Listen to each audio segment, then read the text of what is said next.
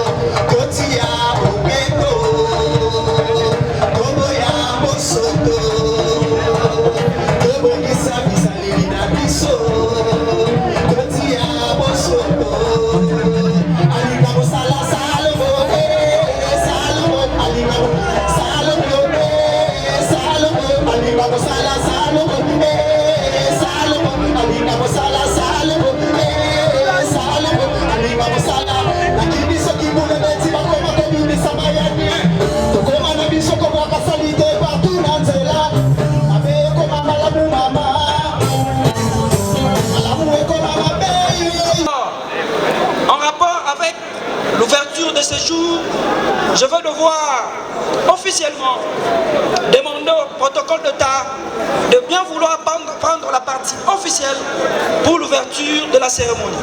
Merci beaucoup. Protocole d'État.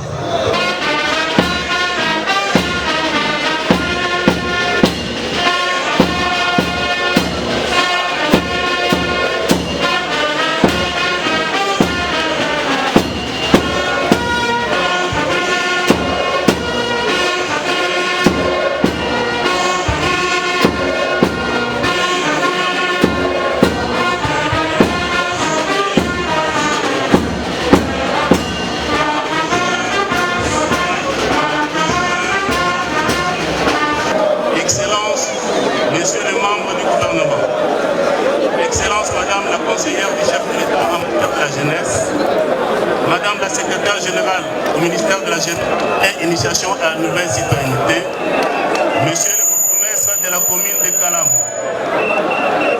en cette journée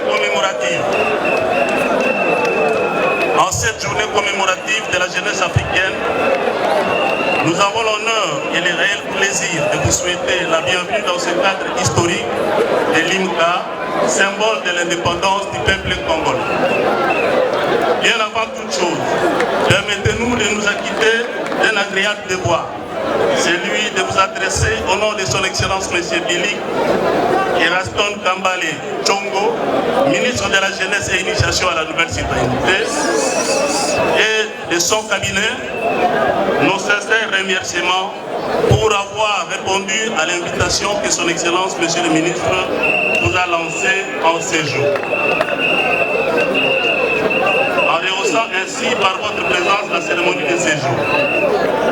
Votre présence est une marque d'estime à laquelle nous sommes extrêmement sensibles et constitue la preuve irréfutable de l'importance que vous accordez et l'intérêt que vous attachez à la jeunesse de notre pays.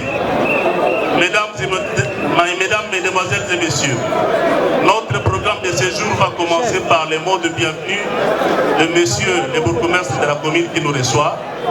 Il sera suivi par Monsieur le commissaire général à la jeunesse ville de Kinshasa. Après les mots de Monsieur le commissaire, va intervenir une intermède avec un groupe musical et ensuite nous poursuivrons pour le mot. Pour l'instant, j'invite Monsieur le bourgmestre pour son mot de bienvenue. Madame le secrétaire général de la jeunesse et initiation à la nouvelle citoyenneté, Mesdames, Messieurs les membres du Conseil national de la jeunesse, Mesdames, Messieurs les agents et fonctionnaires, tous ministères confondus, Mesdames, Messieurs les membres du mouvement associatif, distingués invités à vos titres et rangs respectifs, Mesdames et Messieurs, nous voilà encore une fois honorés par votre présence massive à l'occasion de la cérémonie commémorative de la journée africaine de la jeunesse, célébrée le 1er novembre de chaque année. Et son Excellence Billy Eraston Kambale Tchongo n'a pas dérogé à cette tradition en sa qualité de ministre de la Jeunesse et initiation à la nouvelle citoyenneté. Au nom du bourgmestre et commune de Kalam à mission de service, au nom de la jeunesse et la grande communauté de Kalam et au mien propre, je vous souhaite la bienvenue parmi nous dans ce cadre culturel et historique d'IMCA, autrement appelé place du 4 janvier, légende des martyrs de l'indépendance de notre pays. Capo, alokaki makambo amone yango. tozoyebisa na ministre ke azanga mbongo me azala na nini toyoki bino te azanga mbongo me aza na nini ok zanga mbongo me ezala na base to reprendre yango zanga mbongo me ezala na nini. Que vive son excellence monsieur le président de la République, que vive son excellence monsieur le ministre de la jeunesse et initiation à la nouvelle citoyenneté, que vive la jeunesse congolaise. Je vous remercie.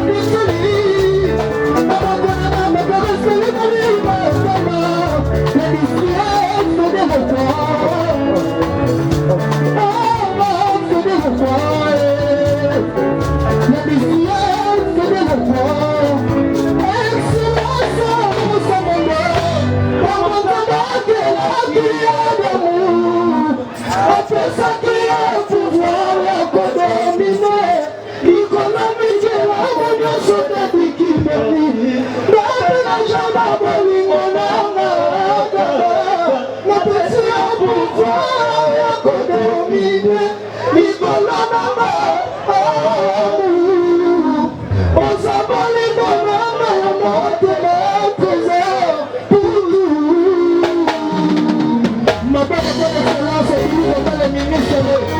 les jeunes. Ah ouais. La jeunesse va accompagner le ministre. Ah ouais. Sur tout le front, sur tout le projet, dans tout le projet. Un s'appelle Kodo.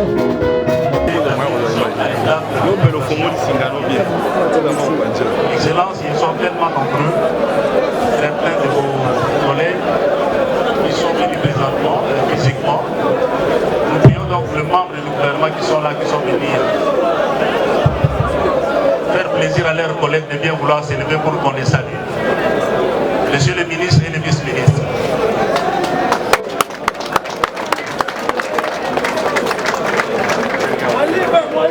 Merci. Parmi nos invités, il y a la maman conseillère du chef de l'État en matière de la jeunesse. Si elle peut s'élever aussi pour qu'elle puisse saluer par la tête.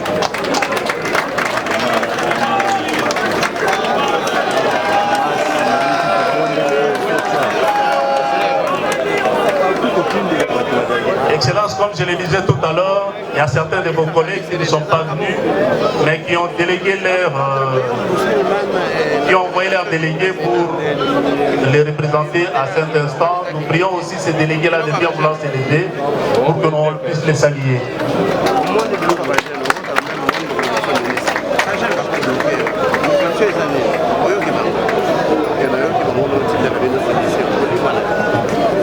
Cela étant fait, nous allons inviter le président du Conseil national pour son mot. Chers cordons de l'ONG Plateforme de Jeunes, Mesdames et Messieurs, en vos titres et qualités respectifs, je voudrais vous réitérer l'expression de ma gratitude, car l'honneur nous est encore donné de célébrer cette journée dans un contexte particulier de notre histoire. Contexte d'alternance ayant conduit à un passage civilisé du pouvoir qui est une première dans notre histoire politique de notre pays, dans lequel les jeunes ont joué un rôle majeur. Occasion pour nous de saluer l'artisan de ce processus démocratique, à savoir son Excellence Monsieur Félix Antoine Tshilombo Tshisekedi, le président de la République, chef de l'État. La célébration de cette journée africaine de la jeunesse interpelle les États africains et leurs engagements pris en faveur de jeunes pour améliorer la situation dans le monde en général et en particulièrement en Afrique. Instituée en 2006, la fête célébrée le 1er novembre de chaque année est une occasion offerte aux dirigeants africains d'exploiter le potentiel de jeunes et d'en tirer profit pour améliorer la vie de ceux qui vivent sur les continents. Aujourd'hui, dans le monde, la population jeune est considérée comme une grande force de changement social et en constitue non seulement la crème et le moteur, mais aussi et surtout le cerveau. Le Conseil national de la jeunesse de la République démocratique du Congo se déploie pour la promotion des modes de gestion et d'administration par un système éducatif en faveur de jeunes. Entendu que ce système éducatif passe par une bonne politique de collaboration et d'encadrement entre les pouvoirs publics, les autres partenaires et la jeunesse d'une part, les encadreurs de jeunes et les politiques nationales en faveur de jeunes de l'autre part.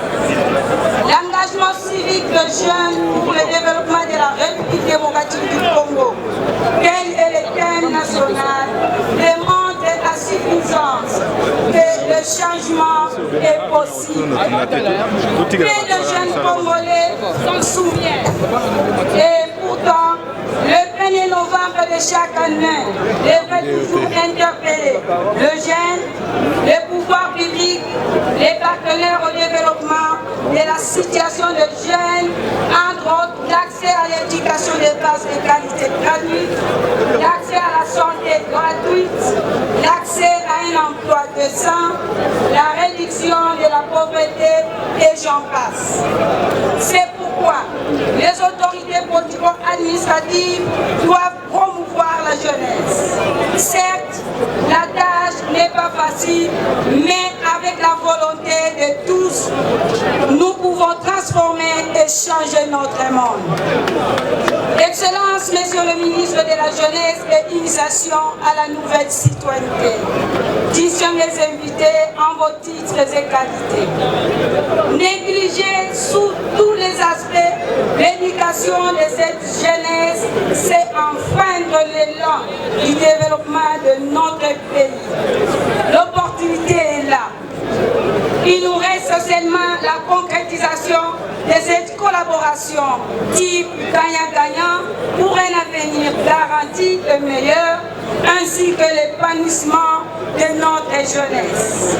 Actuellement dans le monde, 63 millions de jeunes au chômage et 141 millions en situation de pauvreté.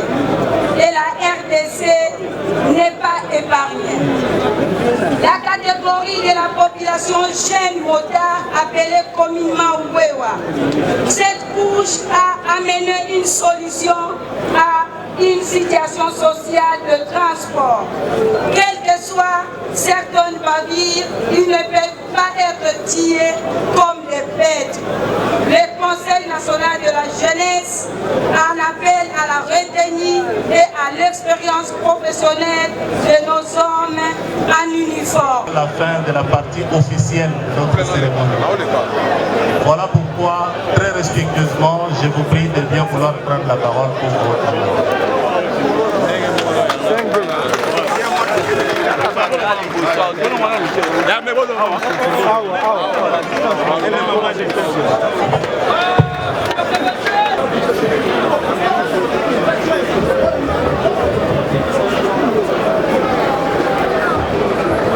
Ma jeune viva! Ma jeune viva! Banachangwa! Banachangwa! Baétudiant! Baétudiant! Ba vraiment mieux! Ba vraiment mieux!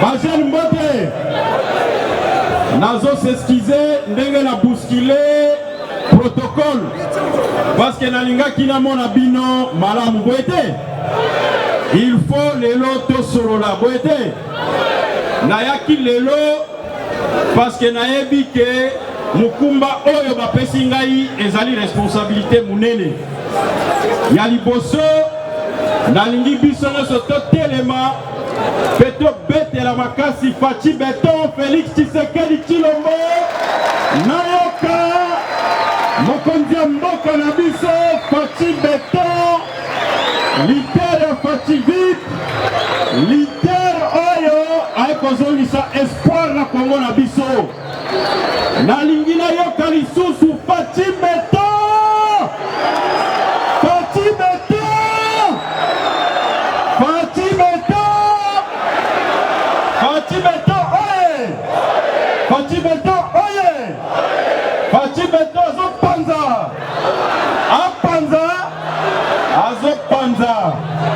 Nalingaki nayebisa bino lelo bokoki kovanda me message na ngai nalingi boyoka ngo malamu puisque ngai nayaki awa naye ko fêter te mais naye to méditer pour l'avenir na biso ba jeune tangu banomaki ngai ministre ya jeunesse nalobaki ezali défi pour na ngai pour soki na échoué na bebisi pe avenir na bino mokolo mususu tangu jeune akolinga koma ministre bakoyebisa ye totiaki Billy Kambale asalaki nini nayaki awa pona yebisa bino ke ngai na desidaki ke makambo ba conférence esili tokokende na action action ya liboso tolobaki tokosala mpona bajeune nalobaki bapeti na biso bakuluna bapeti na biso bashege so na bango eza koboma bango te ezali mpona kovalorize bango bakoma bacitoyen modele na kati ya société na biso eza te ke bozali opération likofi mpona koboma bango na boyi yango ezali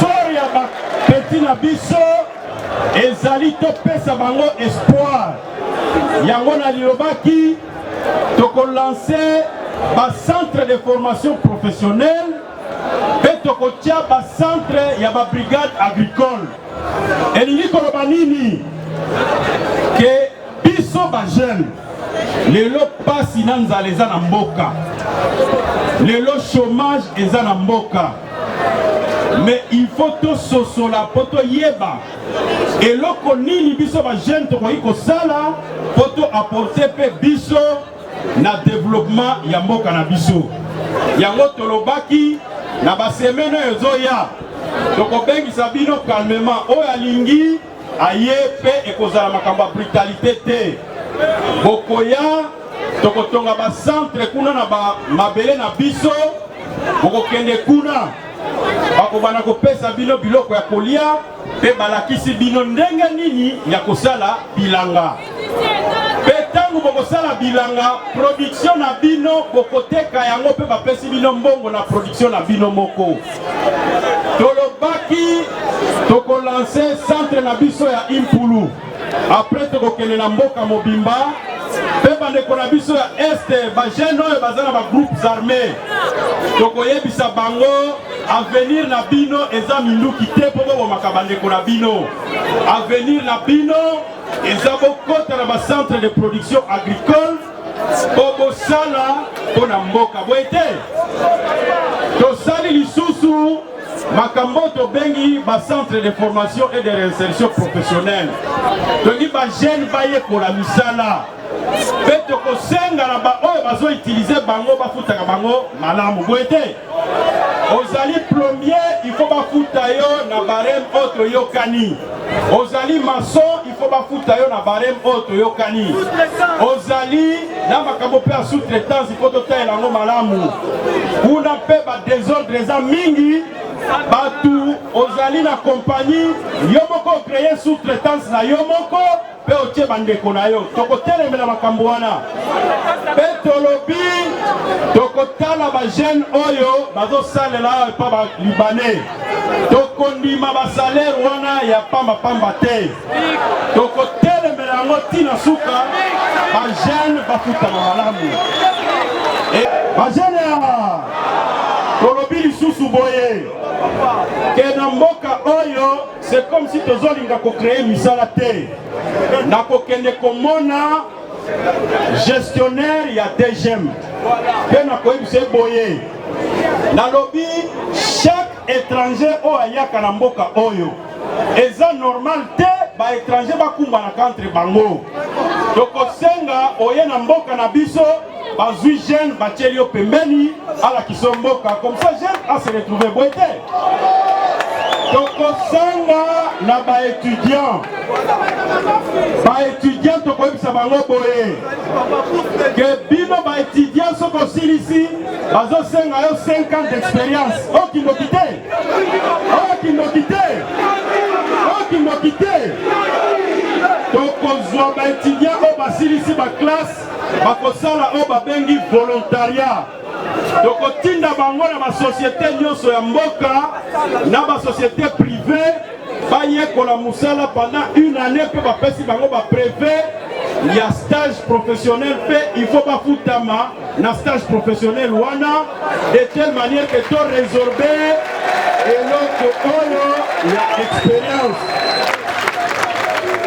mpe na nouvelle citoyenneté nalobi boye il faut to changer mentalité na biso bandeko na ngai bosoto oyo eza na Kinshasa eske baloka biso toni na gouverneur ya ville alansaki opération Kimbopeto ngai moko nakobana kokita na bakartier po biso nyonso s'impliqué na makambo ya kolongola bosoto na kati ya ville.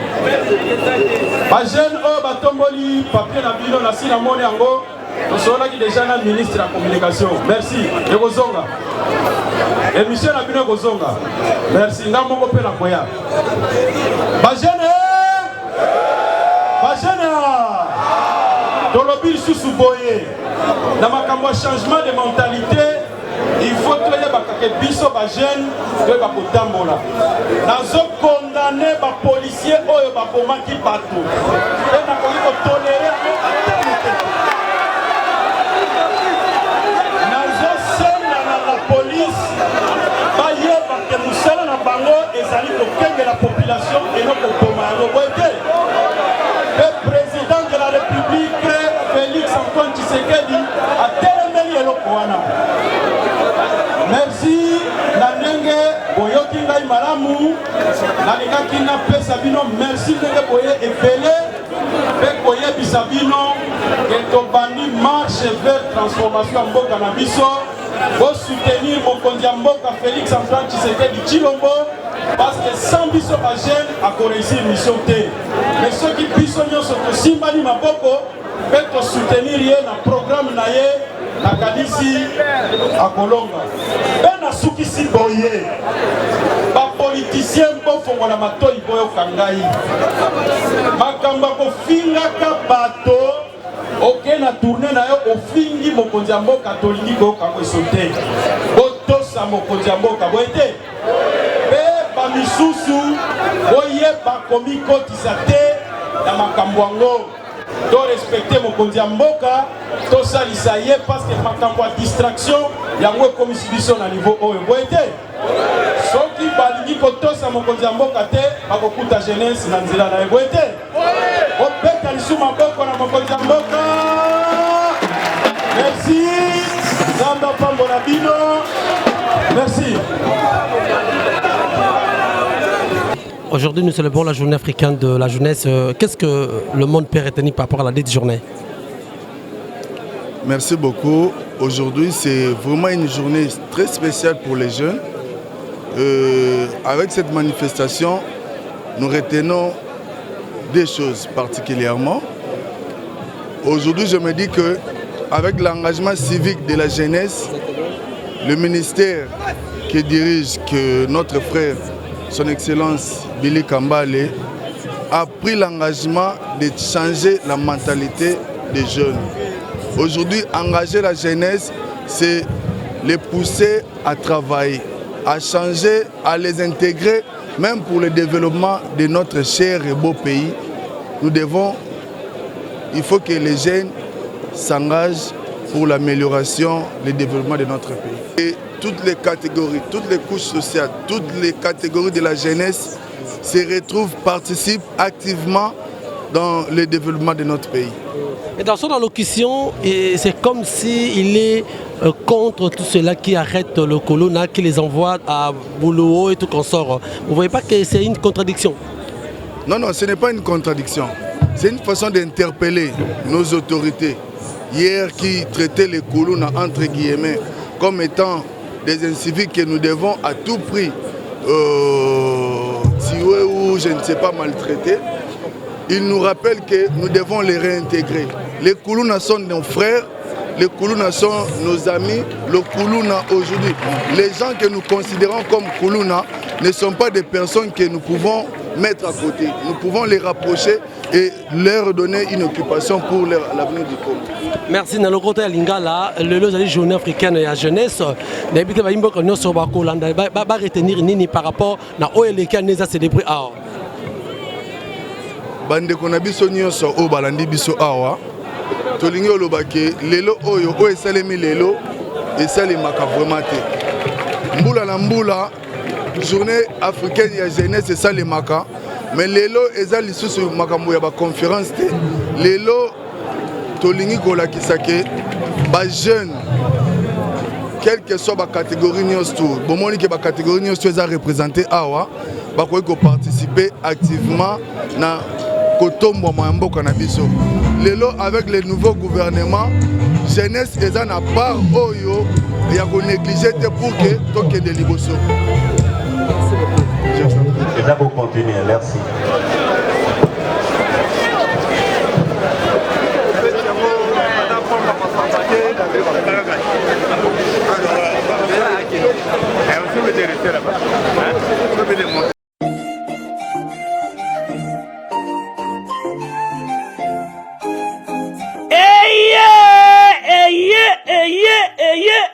Papa, maman, tunanga nini eloko tozalaki kozela yango yo pona ba séjour na bino eleka malamu na Kinshasa Kin Label, agence de location de voitures de luxe awa na Kinshasa, ba memelu bino bongo Power Buzz Car oyo bazali na équipe na bango professionnel, bazali na disposition na bino Power Buzz Car, location de voiture ya sikape kitoko na prix ya malamu oyo wapi. Okoki ko contacter bandeko ya Power Buzz Car na ba numéro oyo plus 243 85 151 5000.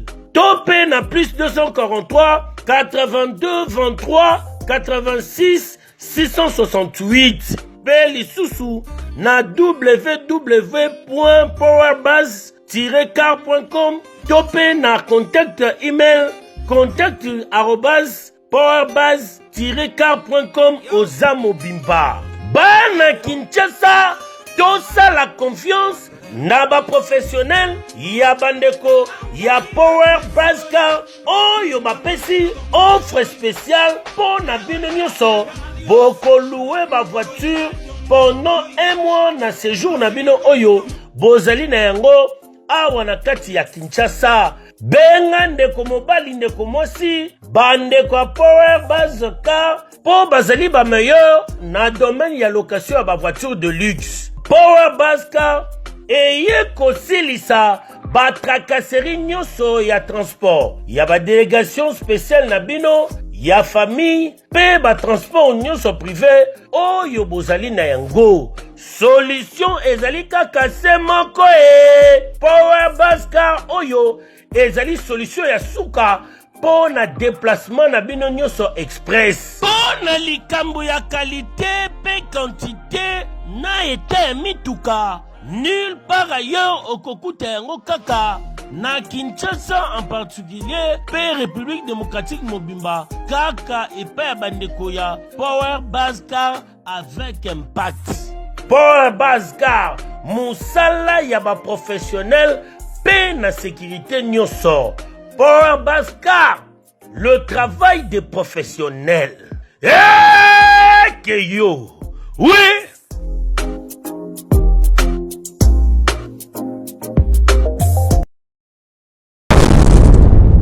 Congo France. Bisona bango, bango na biso, bisona bango. Ekara molai. France.com, site ya Kolo Masolo danger, Masolo kitoko. CongoFrance.com.